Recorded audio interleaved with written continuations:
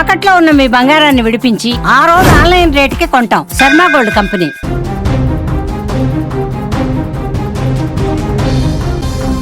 కన్న తల్లిదండ్రులను విషమిచ్చి చంపేసింది ఓ కసాయి కూతురు.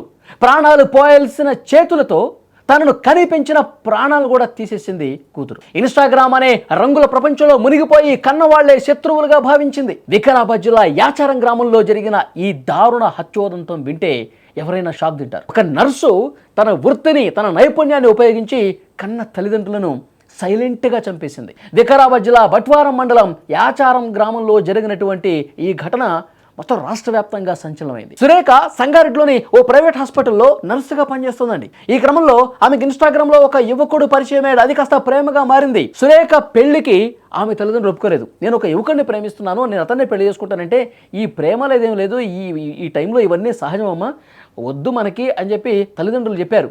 నీకు మంచి వ్యక్తితో, మంచి యువకుడితో నీకు పెళ్లి చేపిస్తాము అని చెప్పి ఈ పెళ్లికి అంగీకరించలేదు తల్లిదండ్రులు. వేరొక వ్యక్తితో పెళ్లి చేద్దామని చెప్పి ఆలోచన చేశారు. పెళ్లి చూపులకు కూడా ప్రయత్నం జరిగినట్టుగా తెలుస్తోంది. అంటే నేను ప్రేమించిన వ్యక్తినే మీరు నాకు ఆ ప్రేమ దక్కకుండా చేస్తారా, నేను అతన్నే పెళ్లి చేసుకుంటానంటే మీరు ఎందుకు వినరని చెప్పి కక్ష కట్టుకుంది. ఈ ప్రియుడు ఈమె కలిసి ఒక ప్లాన్ వేసేశారు. తల్లిదండ్రులు మన ప్రేమకు అడ్డొస్తున్నారు కాబట్టి ఆ తల్లిదండ్రులే లేకపోతే అని ఆ కూతురు ఆలోచించిందంటే ఎంత దుర్మార్గంగా ఆలోచించింది. ఈ ఆలోచన, ఆ దుర్బుద్ధి వచ్చినటువంటి వెంటనే ఆ ప్లాన్ను కూడా అమలు చేసేసింది. ఏం చేసిందంటే తల్లిదండ్రులకి చాలా నమ్మకంగా, చాలా ప్రేమగా, అసలు ఏ కూతురు కూడా తల్లిదండ్రులకి ఈ విధంగా చేయరు. ఏమే నర్సుగా ఉంది, ప్రైవేట్ హాస్పిటల్లో సంగారెడ్డిలో నర్సుగా పనిచేస్తోంది. తన నర్సు విద్యతో, తన ఉద్యోగరీత్యా నర్సు కావడంతో ఆమెకి ఏ విధంగా ఇంజెక్షన్స్ ఇవ్వాలి, ఏ ఇంజెక్షన్స్ ఎలా ఇస్తే ప్రాణాలకు ప్రమాదం, ఇవన్నీ తెలుసు కదా. మంచి కోసం ఉపయోగించాల్సినటువంటి తన వృత్తిని తల్లిదండ్రులు చంపటం కోసం ఉపయోగించిందండి. ఎంత బాధాకరం చూడండి.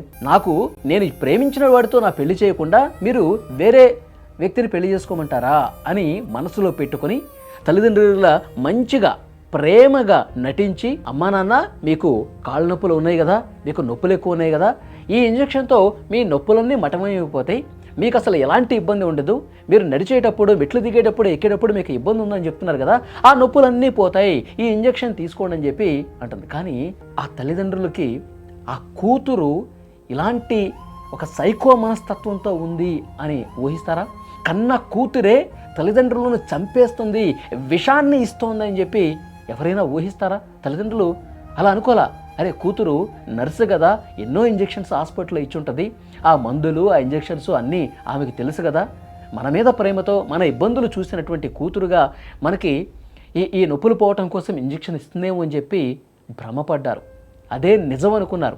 కానీ ఈ క్రిమినల్ మెంటాలిటీ, ఈ సైకో మెంటాలిటీ, ఈ దుర్బుద్ధి ఉన్నటువంటి ఈ కూతురు ఎంత దుర్మార్గమైన ఆలోచన చేసింది. ఒక సైకోలాగా ప్రవర్తించి వాళ్ళిద్దరికీ ఇంజెక్షన్ ఇచ్చేసిందండి. నొప్పుల కోసం అని చెప్పి ఒక విషం ఉండేటువంటి ఇంజెక్షన్, ఏదో మత్తు అనస్థీషియా లాంటి ఇంజెక్షన్స్ ఇస్తారు కదా, అది ఓవర్ డోస్ ఇచ్చేసింది.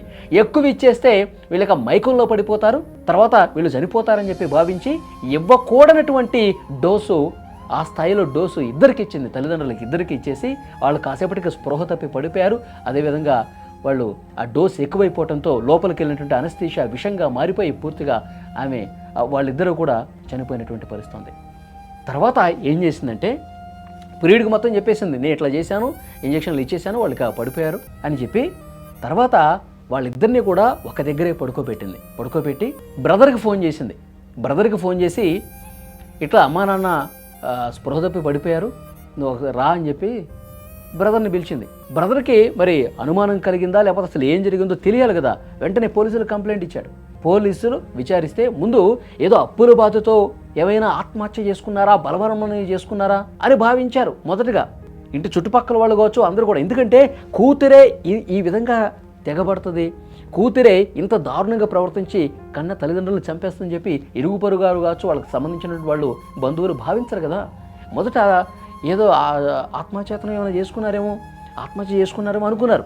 కానీ పోలీసులు తమదైనటువంటి స్టైల్లో విచారిస్తే, కూతురుకు సంబంధించిన కాల్ రికార్డులు పరిశీలిస్తే, చాలా సీరియస్గా ఇన్వెస్టిగేట్ చేస్తే చెప్పేసింది, చిన్న కూతురు ఈ అమ్మాయి సురేఖ ఈమె పేరు. ఇన్వెస్టిగేషన్లో పోలీసుల ముందు నిజాలని ఒప్పుకోక తప్పల. పోలీసుల ముందు మొత్తం నిజాలన్నీ కూడా కక్కేసింది.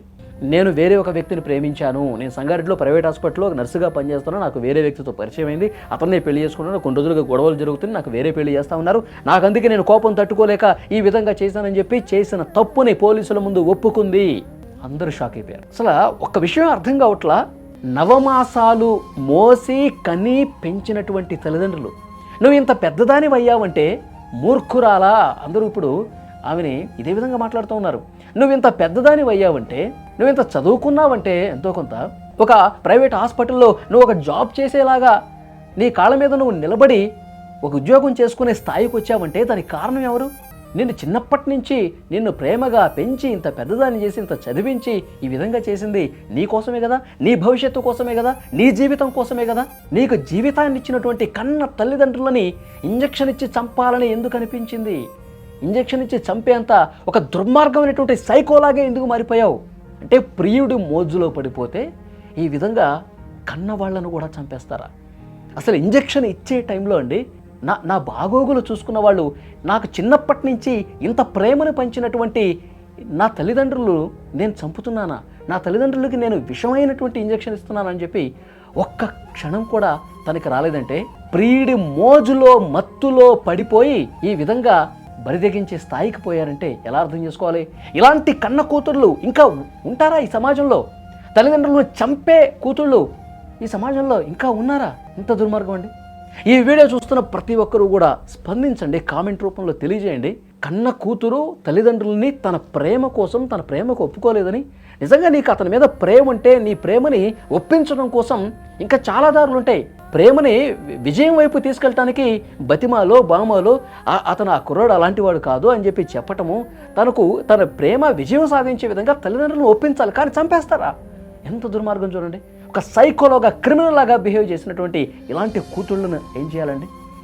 ఇంత కష్టపడి వాళ్ళు పాపం రెక్కలు ముక్కలు చేసుకొని కష్టపడి ఇంత పెద్ద చేస్తే కేవలం ఒక నెలల క్రితం పరిచయమైన ఆ పరిచయం కూడా ఇన్స్టాగ్రామ్లో ఫోన్లలో పరిచయం అయ్యాడట.